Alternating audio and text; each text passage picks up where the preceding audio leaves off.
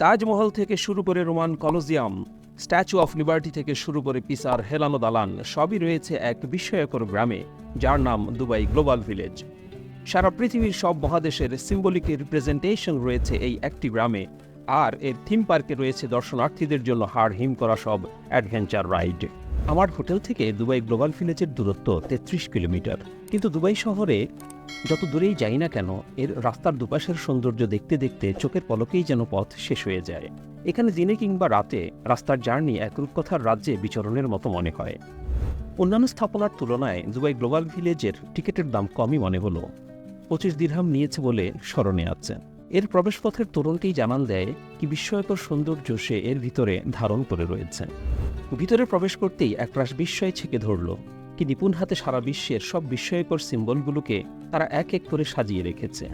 একে একে চোখে পড়ল চাইনিজ টেম্পল, আফ্রিকার আদিবাসীদের সিম্বল, পিসার হেলানো দালান, লন্ডনের এলিজাবেথ টাওয়ার ও স্ট্যাচু অফ লিবার্টি। আমি তখনও জানি না ভিতরে আরও কি বিস্ময় আমার জন্য অপেক্ষা করছে। সামনে এগোতেই হাতের ডানে পেলাম তাজমহলকে। তখনও সে আলোয় উদ্ভাসিত হয়নি, কিন্তু দেখলাম সে আপন মহিমায় প্রস্ফুটিত।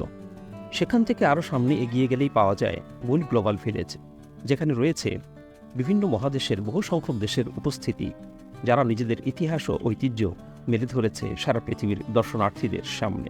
বাদিক ধরে এগুলাম, শুরুতেই পেলাম কুয়েতের গ্রাম। এমন প্রতিটি গ্রামে সবাই তাদের নিজেদের ঐতিহ্যবাহী পণ্যের সমাহার করেছে। সেগুলো কেনাও যায়। সারা পৃথিবী থেকে আগত পর্যটকরা সেগুলো নেড়েচেড়ে দেখছেন এবং পছন্দ হলে কিনছেন।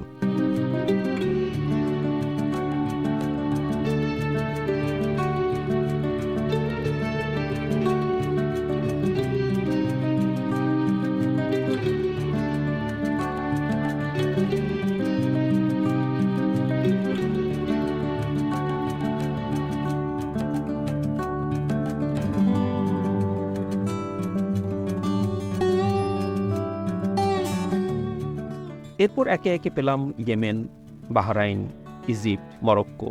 দূর থেকে ইরান, কাতার, লেবানন আর প্যালেস্টাইনের গ্রামও দেখা গেল। একসময় ইউরোপে প্রবেশ করলাম।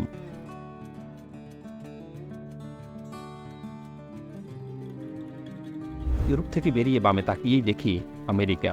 হাঁটতে হাঁটতে আরও সামনে গিয়ে পেলাম আফ্রিকা ও রাশিয়া। একসময় এশিয়াতে প্রবেশ করলাম। চীন, জাপান সহ আরও কত দেশ পেলাম না কেবল বাংলাদেশ। বাংলাদেশ তাদের গণার মধ্যে আসেনি। বিভিন্ন দেশের ঐতিহ্যবাহী পণ্যের পাশাপাশি আরও নানান ধরনের বিষয় ও বস্তুর সমাহার এখানে আছে। সব এক বর্ণনায় ধরানো সম্ভব নয়। সন্ধ্যা ঘনিয়ে আসতেই পুরো অঞ্চল রঙিন আলোয় উদ্ভাসিত হতে শুরু করেছে। ধীরে ধীরে অ্যাডভেঞ্চার রাইডের দিকে এগিয়ে গেলাম এবং একের পর এক হাড় হিম করা রাইড দেখে বিস্ময়ে আবির্ভূত হলাম।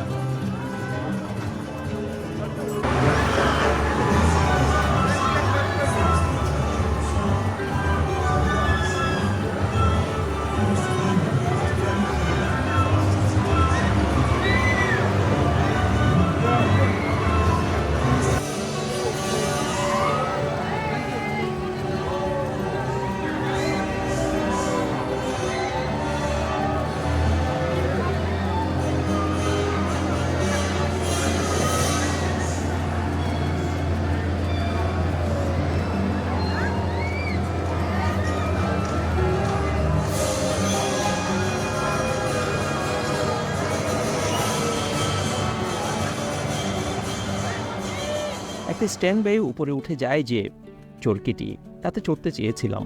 শেষ পর্যন্ত সাহস সঞ্চয় করে উঠতে পারিনি। গায়ে হালকা জ্বর ছিল, সেটিও কিছুটা বাদ সেধেছিল। কিন্তু শেষ কথা হলো, ইতিহাসের সাক্ষী হতে পারিনি। বিদায়ের ক্ষণ ঘনিয়ে আসছে। ফিরব বলে ভাবছিলাম যখন, তখনই নজরে এলো বিপুল আলোর এক সমাহার। লেকের মধ্যে চাইনিজ ড্রাগন আর তার চতুষ্পার্শ্বে সাজানো বোটে মানুষজন খাওয়া দাওয়ায় নিমগ্ন আছে। কে বলবে এ কাণ্ড চলছে মরুভূমিতে? লেকের পানিতে বোটগুলোর প্রতিবিম্ব খুব সুন্দর এক আবহের সৃষ্টি করেছে। গ্লোবাল ভিলেজ মূলত একটি গোলাকার স্থাপনা। এর মাঝখানে একটি মাঠ আছে। সেই মাঠের মাঝে দাঁড়িয়ে 360 ডিগ্রিতে চোখ ঘুরালে এই অনন্ত সুন্দর গ্লোবাল ভিলেজটি দেখা যায়। প্রবেশপথের পাশেই বেরোবার গেট। বিকেলের আলোয় দেখেছিলাম একরকম, রাতের আলোয় তা দেখাচ্ছে অন্যরকম। ক্ষণে ক্ষণে আলো তার রং পরিবর্তন করছে, সেদিকে অপলক চেয়ে থাকা যায় দীর্ঘক্ষণ। কয়েক ঘন্টার একটানা ঘোরাঘুরিতে এক ধরনের মায়া পড়ে গেছে এই ভিলেজের প্রতি। গেট দিয়ে বেরিয়ে তাই ট্যাক্সিতে ওঠার আগে একবার পিছন ফিরে ঘুরে তাকালাম। মনে হলো যেন আত্মীয় বাড়ি থেকে বিদায় নিচ্ছে। আমার এই ভিডিওটি যদি আপনাদের ভালো লেগে থাকে এবং এমন আরও ভিডিও পেতে চান, তবে এই চ্যানেলটি সাবস্ক্রাইব করে বেল বাটনটি প্রেস করে দিন। এছাড়াও আমার ভ্রমণ গল্পগুলো পড়তে ভিজিট ও সাবস্ক্রাইব করুন আমার ওয়েবসাইট